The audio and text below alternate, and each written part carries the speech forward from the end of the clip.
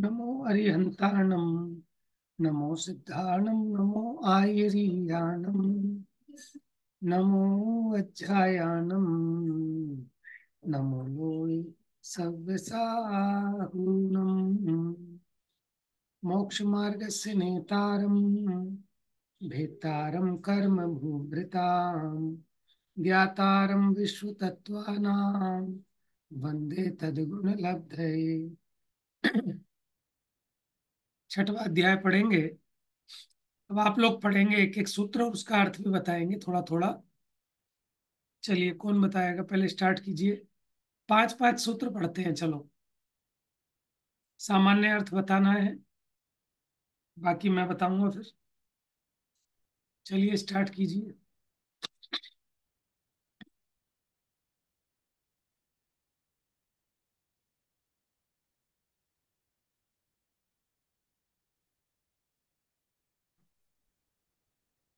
चलिए भाभी जी, आप स्टार्ट तो कीजिए। भैया, हाँ, करो। काय वांग मना कर्म योगा। काय वांग और मन के योग से कर्म योग होता है। हाँ, यानी मन वचन काया की क्रिया को योग कहा। योग कहते हैं। हम्म। फिर सा आश्रवा। हम्म। फिर इन योगों से आश्रव होता है। ठीक है। फिर है शुभ पुण्यस्य शुभ पापस्य। शुभ शुभ आश्रव से पुण्य का बंध होता है। शुभ योग और से अशुभ पुण्य का आश्रव। शुभ हाँ, योग से पुण्य का आश्रव शुभ होता योग, है। ठीक है। और अशुभ योग से पाप का आश्रव होता है। हम्म। अ, सा कषाया कषायो सांप्रायिक एरिया हाँ पथियो। सच है, तुमने थोड़ा देर कषाय से शुरू सहित किया लेकिन सांप्रायिक तुमसे हो आश्रव ही होता नहीं है। पाएगा, ऐसा क्यों और सोच रही कषाय हो? रहित एर्यापथ आश्रव होता है। Very good. आगे बताओ। इंद्रिया कषाया व्रत क्रिया पंच चतु पंच विंशति संख्या पूर्वस्य भेदा। हम्म। ये कितने थे? पांच इंद्रिय, चार कषाय, पंच चतु पंच, अब पांच व्रत, है आवृत। ना, अव्रत, और 25 क्रिया। हम्म। ये आश्रव के भेद हैं। पूर्व से भेदा। 36 में पूर्व से पहले वाले। सांप्रायिक आश्रव के भेद है ये। राइट। चलिए, पांच हो गए आपके। आगे कौन पढ़ेगा?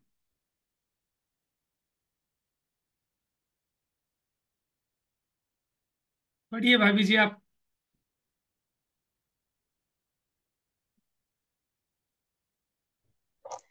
मुझे तो नहीं आ पाएंगे ये वाले तो। कोई बात नहीं, आप पढ़ना तो ती, स्टार्ट करो। तीव्र मंद ज्ञाता ज्ञात भावाधिकरण वीर्य विशेष विशेषेभ्य द्विशेष है। तद विशेष। विशेषेभ्य तद विशेष। देखो। विशेषेभ्य विशेषः। तद विशेष, तो जो आश्रव है तद उसमें कुछ अंतर पड़ता है। हाँ, पड़ता है। इससे तीव्र भाव से, मंद भाव से, ज्ञात भाव से, अज्ञात भाव से, और वीर्य की विशेषता से, शक्ति की विशेषता से। जैसे एक इंद्रिय वाला उतना आश्रव नहीं कर सकता जितना दो इंद्रिय वाला, दो से तीन वाला, तीन से चार वाला। शक्ति बढ़ती जाती है ना। तो इनके कारण आश्रवों में अंतर पड़ता है। अधिकरण माने किसके आधार से जीव को आश्रव होता है? पढ़िए सूत्र। जीवा जीवा अधिकरणम जीवा जीवा। जीव और अजीव के अधिकार से, हाँ, आश्रय से तो दो होते हैं ये। प्रकार के अधिकरण हैं। एक जीव अधिकरण, एक अजीव अधिकरण। उसमें तो जीव के भावों की मुख्यता से बात है, जिनसे आश्रव होता है। और अजीव में अजीव की मुख्यता से कथन है। वास्तव में आश्रव तो जीव के भावों से ही होता है, लेकिन अजीव आश्रव में निमित्त की मुख्यता से कथन करते हैं। पढ़िए। आद्यम समरम समारंभ आरंभ योग कृत कारितानुमत कषाय विशेषय स्त्री स्त्री स्त्रीश चतुष चतुश्चय केशय। मतलब एक समरम शाह। समारंभ एक शह समरंभ समारंभ और आरंभ, तीन तो ये योग हुए। और उसके बाद कृत कारित और अनुमोदना करना।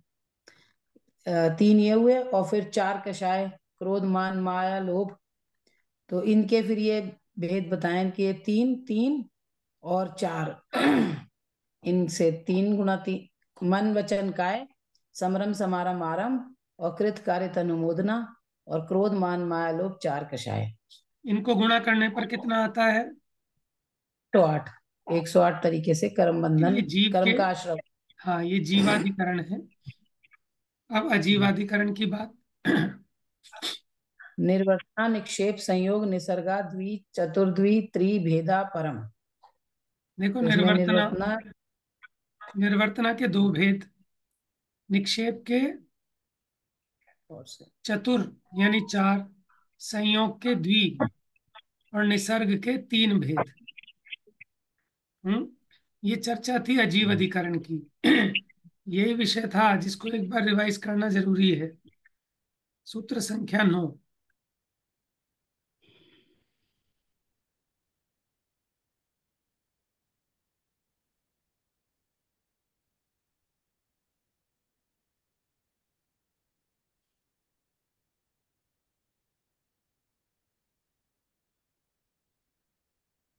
हम्म,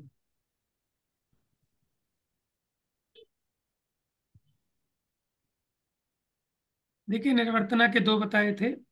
निर्वर्तना का मतलब क्या होता है? उत्पन्न होना। एक तो मूल गुण निर्वर्तना और एक उत्तर गुण निर्वर्तना। मूल गुण निर्वर्तना में शरीर वचन मन उच्छ्वास निश्वास को उत्पन्न करना, ये तो मूल गुण निर्वर्तना है। ये भी पौद्गलिक है ना, मन वचन काय उच्छ्वास निश्वास, इनको उत्पन्न करना ये मूल गुण निर्वर्तना है। फिर लकड़ी के मिट्टी के उसमें चित्र कर्म को उत्पन्न करना, लोहे तांबे आदि मटेरियल से कुछ भी उत्पत्ति करना, नया बनाना, वो उत्तर गुण निर्वर्तना है। निक्षेप, निक्षेप का मतलब होता है रखना। यहाँ निक्षेप के चार भेद बताए थे।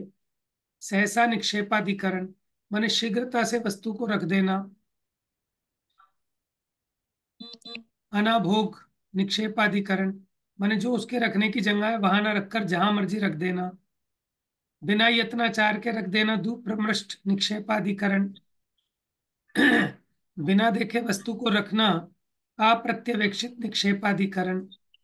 फिर संयोग के दो भेद, उपकरण संयोग अलग अलग काम में आने वाली वस्तुओं को एक साथ मिला देना।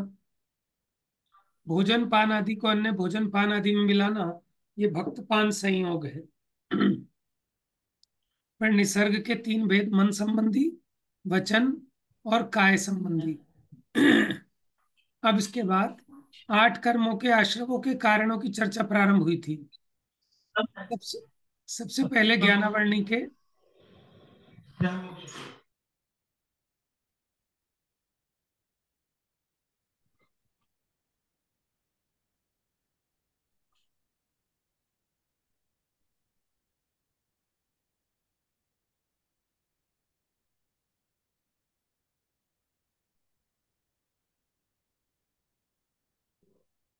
पढ़ी, तत्प्रदोष।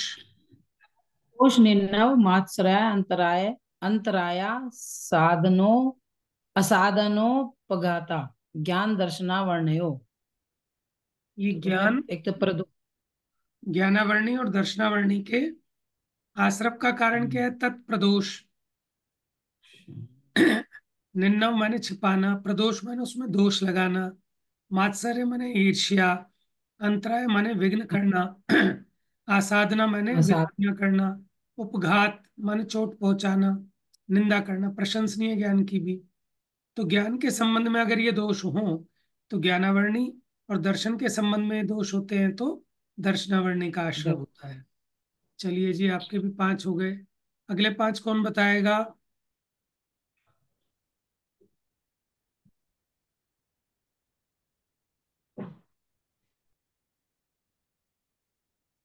हम्म, तन्नू भाभी हैं।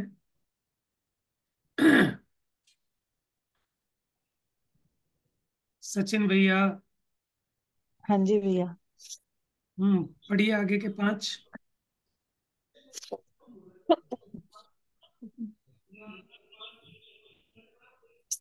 कौन से नंबर से? 11 से। हाँ जी।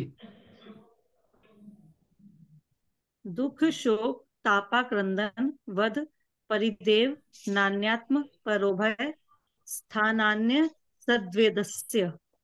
जी, अर्थ बताइए इसका सामान्य अर्थ। दुख शोक ताप क्रंदन वध और परिवेदन, नहीं परिदेव, नहीं भैया परिदेवन। इसका नहीं आता। देखिए, दुखी होना, बहुत ज्यादा शोक करना, संताप करना, आक्रंदन करना, वध करना, परिदेवन। ठीक है। और स्व और पर संबंधी स्थान में इससे असत वेदस्य, असाता वेदनीय के आश्रव का कारण है।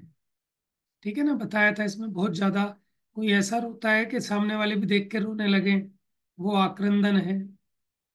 हम्म। अगला पढ़िए। सत साता वेदनीय के आश्रव के कारण कौन से परिणाम है?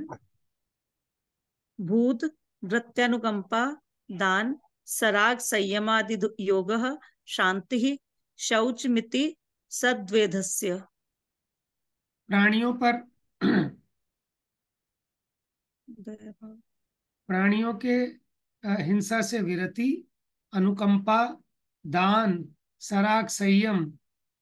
ठीक है। उपशांति माने थोड़ा सा कषाय की उपशमता, शौच माने लोभ आदि की कमी, ये साता वेदनीय के आश्रव के कारण है। अब इसमें दर्शन मोहनीय के जीवों आश्रव की और व्रतियों की दोनों लिया। व्रत्य है ना, तो उसमें व्रतियों की भी ली भूत, मतलब जीव मात्र की भी और व्रतियों की भी अनुकंपा है हाँ, उन दोनों पर की। दया। भूत माने प्राणी मात्र, और व्रति जो व्रति जीव है, संयमी जीव है, उनके प्रति अनुकंपा। दोनों की अलग अलग ली है। हम्म। पढ़िए अगला सूत्र भाभी जी।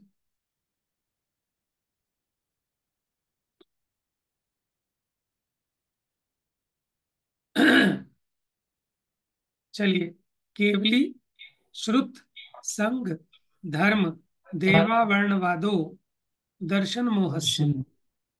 तो दर्शन मोहनीय के आश्रव का कारण क्या है? मेरी आवाज कि नहीं आई थी भैया? नहीं नहीं, केवली का अच्छा, मैंने अवर्णवाद। पढ़ दिया पूरा। अच्छा, आपका म्यूट था। आपका म्यूट हो गया म्यूट होगा, था। मैं पूरा पढ़ दिया। हाँ, केवली का अवर्णवाद, श्रुत यानी जिनवाणी का अवर्णवाद, संघ का अवर्णवाद, धर्म का अवर्णवाद और देव का अवर्णवाद, ये दर्शन मोहनीय के आश्रव के कारण है। अगला पढ़िए। कषायो दया तीव्र परिणाम चारित्र मोहस्य। हम्म। कषाय के उदय से जो तीव्र परिणाम होते हैं, उससे चारित्र मोहनीय का आश्रव होता है। आगे पढ़िए। बहारंभ परिग्रहत्वम नारकस्य आयुषकः आयुषः। अर्थ बताइए इसका। बहुत आरंभ परिग्रह करने से नरक आयु का बंद होता है। हम्म। आगे कौन पढ़ेगा? माया। अगले पांच। मैं पढ़ दूं? पढ़िए जी, पढ़िए। माया त्रयोगनस्य, मायाचारी से त्रियंच योनि का आश्रय होता है। ठीक है। अल्प आरंभ परिग्रहत्वम मानुषस्य, अल्प आरंभ और अल्प परिग्रह से मनुष्य आयु का आरंभ बंद होता है, आश्रव होता है। आश्रय होता है। स्वभाव मार्दवम च, और स्वभाव में मृदुता, हाँ। मतलब मायाचारी ना होना, स्वभाव में मान ना मायाचारी ना होना, होना भी, मान के मान ना अभाव में होना। मार्दव, अच्छा, स्वभाव में मान ना होना वो भी भी मनुष्यायु के मनुष्य आश्रव का कारण है। का कारण है। निशील व्रतत्वम च सर्वेशम, और अ, शील और व्रतों को पूरी तरह से पालन न करना चारों आयु भी के आश्रव मनुष्य का कारण होता है। चार वायु के आश्रय को। सराग संयमा संयमा काम निर्जरा बाल तपासी देवस्य। और बाल सराग कौन से? संयम, हाँ सराग संयम मतलब जैसे जो अ, व्रत वगैरह करते हैं जिसमें कि पूरे व्रत नहीं हुए, मतलब तो राग रूप रहता है। लेकिन राग रूप रहते हैं, जिस पूरी तरह से व्रत नहीं होते, राग रूप रहते हैं, ऐसा संयम और अकाम निर्जरा। अकाम निर्जरा मतलब जैसे कि कोई दुख आ पड़ा, हम उसे सहना तो नहीं चाहते, लेकिन जब आ ही पड़ा तो शांति से सह लिया। हम्म। जैसे भूखा रहना नहीं चाहते, लेकिन टाइम हो गया या हम कहीं फंस गए, हमें भोजन नहीं मिल पा रहा, तो फिर हम उसमें हमने कशाय नहीं करी, लड़ाई झगड़ा या गुस्सा नहीं करा, शांति से सह लिया, वो अकाम निर्जरा। और बाल तप मतलब बिना सम्यक दर्शन के जो हम तप करते हैं, वस्तु का स्वरूप जाने बिना जो अ, व्रत तप या जो भी पूजा पाठ आदि करते हैं, इसे बाल तप बताया था आपने। हम्म। ये देव आयु का आश्रव का, देव आयु के आश्रव के कारण होते हैं। हम्म। सम्यक्तम च, और इसके साथ साथ ही सम्यक दर्शन भी देव आयु का कारण है। इसे अलग इसलिए बताया था आपने कि ये सम्यक तो और भी दूसरी चीजों के लिए भी कारण होता है, और देवगति के लिए भी होता है। तो देखो अगर खाली सम्यक्त, इसे देवगति, देखो सम्यक्त तो आश्रव का कारण नहीं है। लेकिन जो सम्यक दृष्टि जीव हैं, सम्यक दृष्टि मनुष्य और त्रियंश, अगर उनको आयु का आश्रव होता है तो नियम से देवायु का आश्रव ही होता है। हम्म। तो सम्यक दृष्टि के अनंतानुबंधी के अभाव में जो उपक्षमता होती है, उसके कारण उसे नियम से देवायु ही उस बंधती है। और ये सिर्फ सम्यक दृष्टि त्रियंश और मनुष्य पे घटित होगा। सम्यक दृष्टि देव को देवायु नहीं बंधेगी, सम्यक दृष्टि नारकी को देवायु नहीं बंधेगी। ठीक है। मनुष्य बनेगी। हम्म। सम्यक दृष्टि और नारकी को तो मनुष्य आयु मिलेगी। हाँ।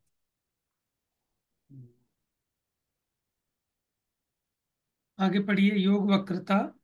वक्ता विषम वादनम चा अशुभस्य नामनः। हम्म।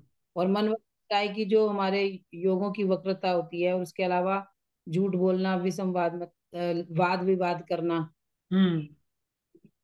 अशुभ नाम कर्म के आश्रव के कारण है। हम्म। तद विपरीतम शुभस्य, और इसके विपरीत मतलब मन वचन काय के योगों की सरलता और वाद विवाद और मिथ्या मान्यता ना करना, ये इसके विपरीत हो गए, तो ये शुभ आयु के कारण है, वह आश्रव के कारण है। ठीक है। अब दर्शन 16, विशुद्धि, 16 कारण दर्शन, भावना। पढ़िए। हाँ जी। दर्शन विशुद्धि विनय संपन्नता शील व्रतेष्ण अतिचारो अभीक्षण ज्ञानोपयोगो संवेगो शक्ति त्याग तप तपसी साधु समाधि वैयावृत्तिकरण करणम अराधाचार्य बहुश्रुत प्रवचन भक्ति आवश्यक पारिहाणी मार्ग प्रभावना प्रवचन वत्सलत्वमिति तीर्थंकरत्वस्य है। तो ये 16 हम्म। भावनाएं हैं जो ये तीर्थंकर आयु के आश्रव का कारण होती हैं। ठीक है, आगे। परात्म निंदा प्रशंसे सद सद गुणच्छा गुणोच्छदा गुणोच्छदानोद छादनो, उद्भावने च देखो गुणों का छाद गुणोच्छादनोद भावने, उच्छादन और उद्भावन। भावने गुणोच्छादनोद भावने च नीचैर गोत्रस्य, और दूसरों की निंदा करना, अपनी प्रशंसा करना, हम्म। और के अच्छे गुणों को ढकना, और और उनके बुरे असत, गुणों को असत गुणों का उजागर करना, उद्भावन करना। उजागर करना दूसरों के आगे, ये सब नीच गोत्र के आश्रव हैं, नीच गोत्र आयु। ठीक है। तद विपरीतयो नीचैर वृत्ति वृत्त्यनुत्सेकौ चौत्रस्य, और इसके विपरीत जो है वो पर की नीच प्रशंसा वृत्ति। करना। ठीक है। हाँ, अपनी दूसरों के गुण निंदा उजागर, करना। दूसरों के गुण उजागर करना सद्गुणों का वहां और दोष ढक। उच्चादन किया था, या उद्भावन करेंगे। असत गुणों का और उच्चादन करेंगे। अनुत्सेक माने नम्र वृत्ति, उद्दत्ता का नहीं होना, ये उच्च गोत्र के आश्रव के कारण है। कारण, ठीक है। अंतिम सूत्र। अंतिम सूत्र भी है अभी? कहाँ है अंतिम सूत्र? तो था उसी ये में, इसमें तो 26। विघ्न करण मंत्राय से भी तो है, रह कहाँ गया लिखा है इसमें। इसमें? तो इसमें तो दिख नहीं रहा। ये देख लीजिए, हाँ जी। विघ्न करण मंत्राय विघ्न, से। दूसरों के किसी काम में विघ्न करना, कोई पढ़ रहा है, कोई चाहे वो लौकिक में पढ़ रहा है, चाहे वो जिनवाणी पढ़ रहा है, जिनवाणी पढ़ते हुए अंतराय करेंगे तो ज्यादा निदत्ति निकांचित टाइप के कर्मों का अंतराय का आश्रय होगा, और साधारणतः किसी के भोग या उपभोग में विघ्न डालने से साधारण अंतराय के आश्रय होगा। ठीक है, अब नेक्स्ट अध्याय प्रारंभ करें। जी। से विपरीत हम नीची व्यक्ति में अनुच्छेद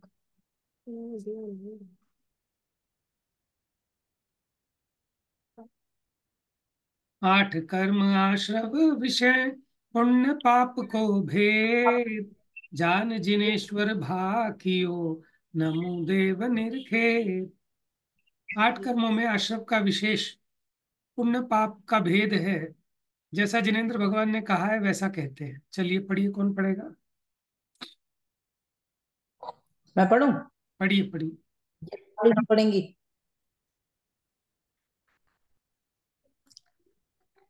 शालू जी पढ़ रही है, मैं पढ़ूं? आप पढ़ लो भाभी जी। नहीं, आप पढ़िए।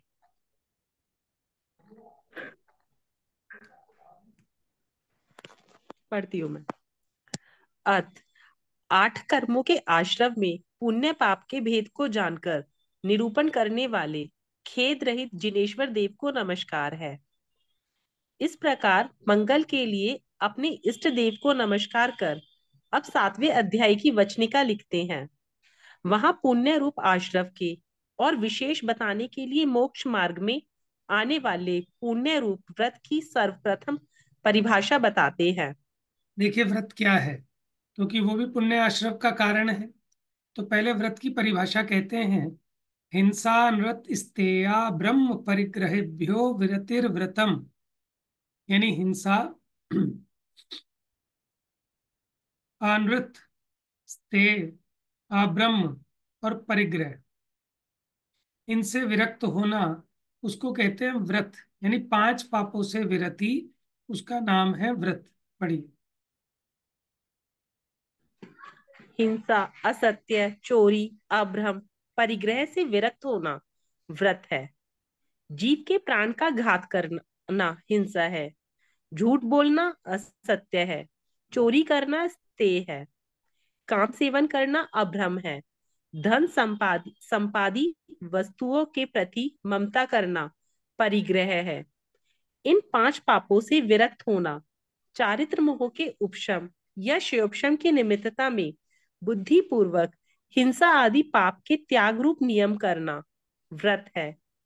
विरति पद प्रत्येक के साथ जोड़कर हिंसा से विरति, असत्य से विरति, इस प्रकार पद बनाना। आगे पढ़िए। इस प्रकार पाप के त्याग रूप व्रत होने से अहिंसा अहिंसा व्रत, सत्य व्रत, अचौर्य व्रत, ब्रह्मचर्य व्रत, अपरिग्रह व्रत, ये 5 व्रत हैं। इनमें हिंसा का त्याग प्रधान होने से अहिंसा व्रत को सर्वप्रथम रखा। शेष 4 व्रत इसकी रक्षा के लिए हैं। देखिए ये सभी इंपॉर्टेंट पापों बात है, व्रत तो एक अहिंसा ही है, बाकी चारों उस अहिंसा की ही रक्षा करने के लिए है। क्योंकि झूठ बोलने से भी दूसरे का नुकसान होता है, घात होता है। चोरी करने पर भी दूसरे के प्राणों का पीड़न होता है। अब्रह्म से भी जीवों का घात होता है, परिणामों की हानि होती है। और परिग्रह से भी। तो इसलिए वास्तव में व्रत तो एक अहिंसा व्रत ही है, शेष चारों उसी की रक्षा के लिए हैं। आगे पढ़िए। सभी पापों का मूल एक हिंसा ही है। जैसे खेत की रक्षा के लिए चारों ओर बाड़ लगाते हैं, उसी प्रकार अहिंसा व्रत की रक्षा के लिए सत्य आदि 4 व्रतों की बाढ़ जानना। क्योंकि असत्य, चोरी, अभ्रम, परिग्रह से भी हिंसा ही होती है। अतः अहिंसा व्रत को सबसे बड़ा या प्रधान जानना। प्रश्न, रात्रि भोजन का त्याग करने को भी 6वें अनुव्रत रूप में ग्रहण करना चाहिए? प्रश्न पूछा उत्तर, है, रात्रि भोजन का त्याग क्या उसको छठा अनुव्रत मान लें? 5 तो आपको बता दिए, ये तो खैर व्रतों की बात थी। तो जो रात्रि भोजन त्याग है, क्या उसको हम छठवां अनुव्रत के रूप में ग्रहण कर सकते हैं? उत्तर, वह अहिंसा व्रत की भावना में गर्भित है। अलौकिक पान भोजन अर्थात आहार पानी को भली भांति देख शोध कर दिन में ही ग्रहण करना, यह निरूपण आगे अहिंसा व्रत की भावना में होगा। अतः पृथक से रात्रि भोजन त्याग व्रत का यहाँ ग्रहण करना उचित नहीं है। अभी देखो इन व्रतों की 5-5 भावनाएं बताएंगे। ठीक है, तो उसमें बताएंगे आलोकित पान भोजनानी, के देख शोध कर दिन के समय ही भोजन ग्रहण करना, तभी तो आपका अहिंसा धर्म बना रहेगा। हम्म। अब व्रत के दो प्रकार, देश सर्वतो नु महती, यानी देश व्रत, और सर्वतो यानी सर्व पूरी प्रकार से, अणु और महती यानी एक देश अगर त्याग करे हिंसादि पापों का तो वो कहलाएंगे अणु, यानी अणु व्रत। और सर्वदेश त्याग करें तो महती माने महाव्रत है। पढ़िए आगे। हिंसा आदि 5 पापों का एक देश त्यागी अणुव्रती श्रावक है। उनके सर्व सकल देश सर्वथा त्यागी महाव्रती मुनि है। मन वचन काय कृत कारित अनुमोदना पूर्वक त्रस स्थावर सभी जीवों की हिंसा विराधना से रहित हो, समस्त आरंभ परिग्रह के त्यागी, देह आदि पर द्रव्यों में राग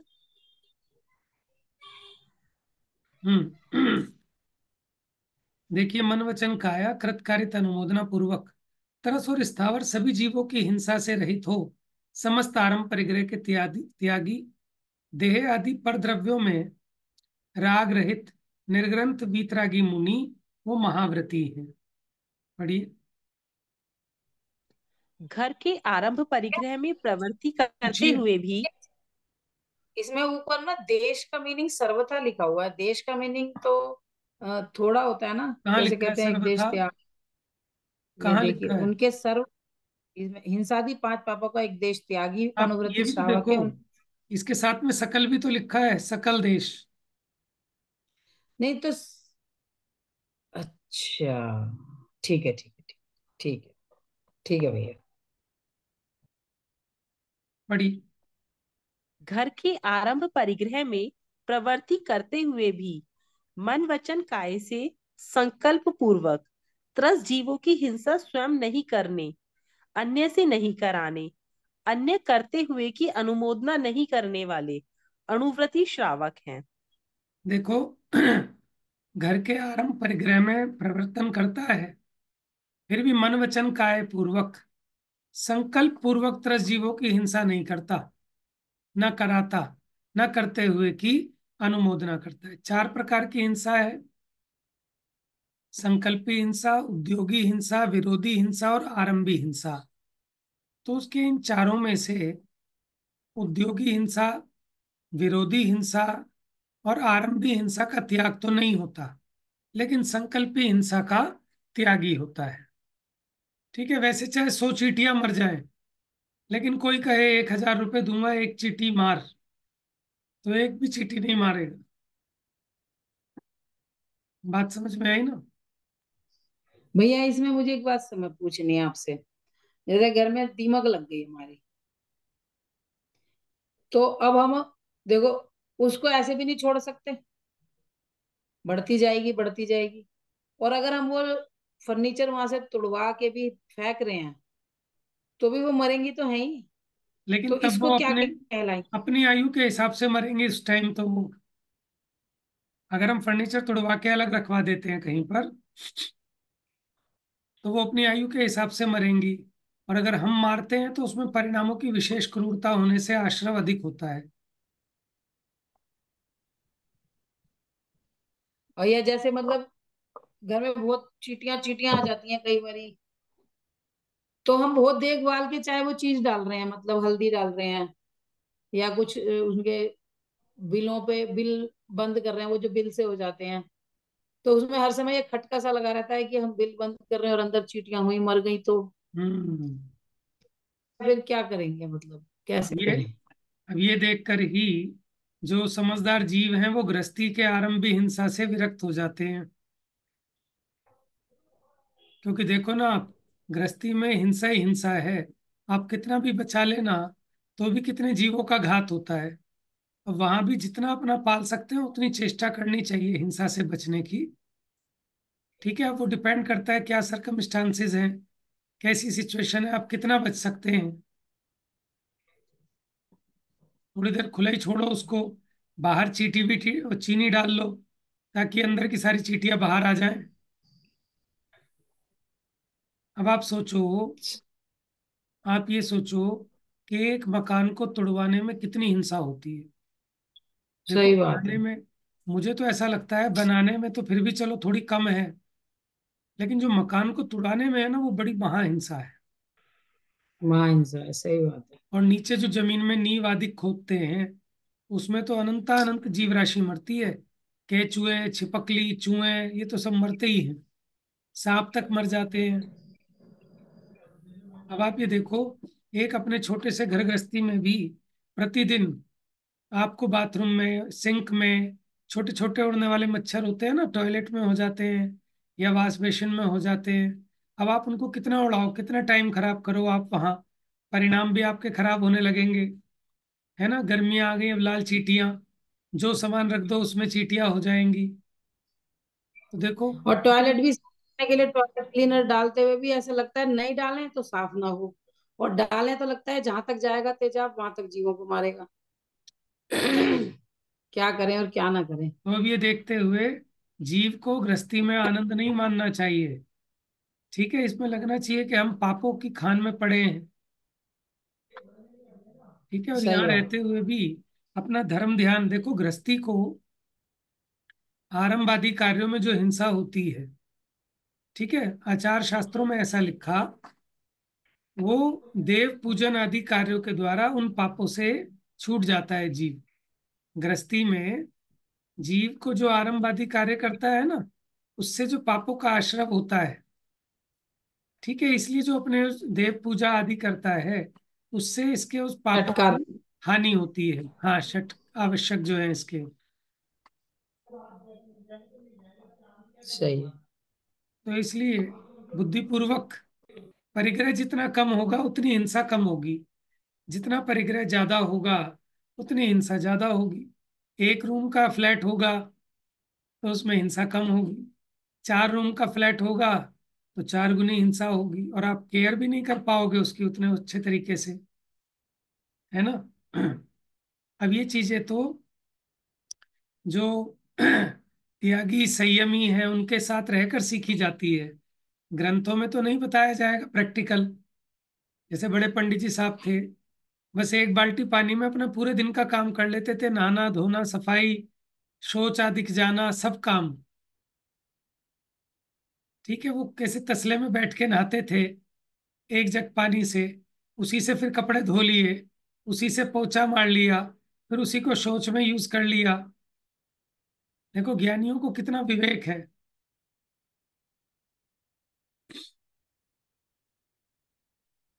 घी की तरह पानी यूज करते हैं क्योंकि उसमें वो तो छना हुआ जल है, उसमें भी इतना विवेक है। तो ये तो त्यागियों के साथ रहकर सीखने की चीज है।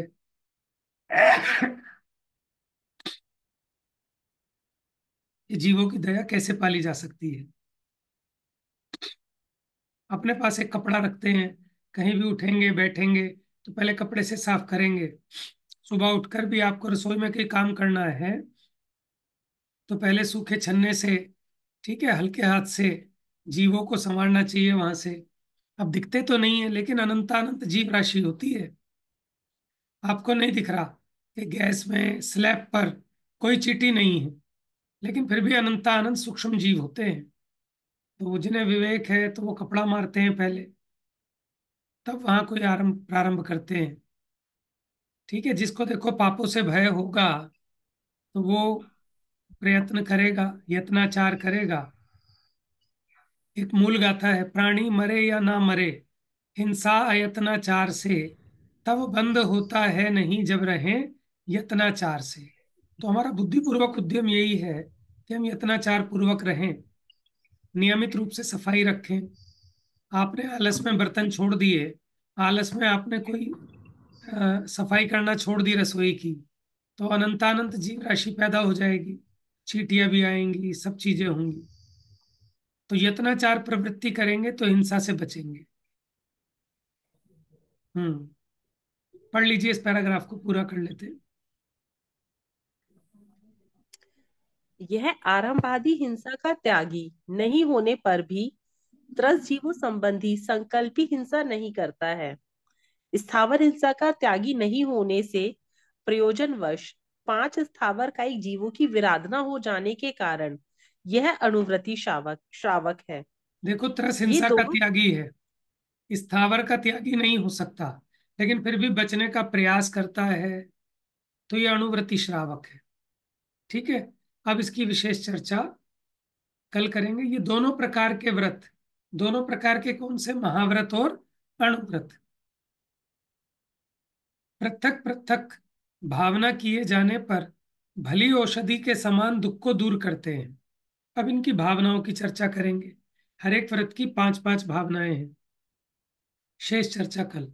जा वाणी के ज्ञान से सूझे लो कालो, सो वाणी मस्तक नमो सदा देत हूँ धो।